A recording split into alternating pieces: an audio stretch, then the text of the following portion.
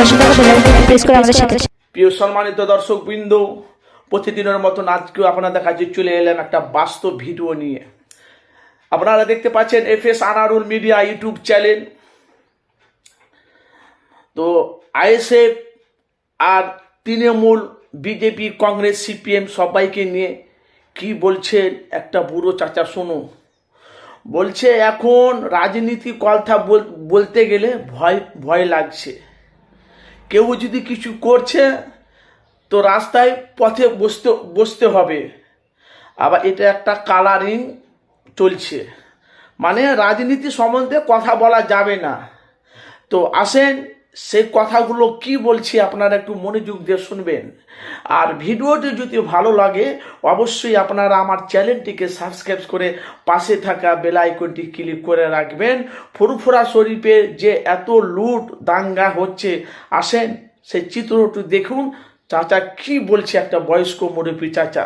যদি ভালো লাগে অবশ্যই আপনারা আমার চ্যানেলটিকে সাবস্ক্রাইব করে পাশে থাকা বেল আইকনটি করে রাখবেন আর আমার চ্যানেলটিকে আপনারা নজর রাখবেন।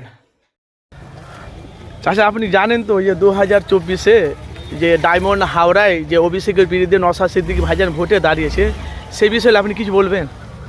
এটা ভোটাররা বলবে, আমি কিছু বলতে পারবো না। তবু একটা আশাবাদী 2024-এ মুখ্যমন্ত্রী আসবে। সবাই তো বলছে আমরা আইএসএফকে চাই, আবার বলছে আমরা দিদিকে চাই। এখানে এটা চাষের কি আছে? পশ্চিমবাংলাটা কি হচ্ছে? পশ্চিমবাংলে যে লুট চলছে, সমস্ত জায়গাতে যে লুটের রাজ্যতে চলছে, এর বিরুদ্ধে লড়াই করতে গেলে আবার বলছে পথে নামতে হয়। এখানে কাকে কোন রাজনীতিকে ধরবো? আর এই মাদ্রাসা ভোটটা কালারে ভোট। এরা যে যাই বললো কালারে ভোট, তবে উপযুক্ত মানুষ কেউ নেই এখন এখানে স্কুলে প্রতিনিধি হওয়ার মতো। আমরা একসময় এখানে প্রেসিডেন্ট ছিলাম, মাদ্রাসার প্রেসিডেন্ট ছিলাম, জনপ্রতিনিধি হিসাবে গিয়েছিলাম।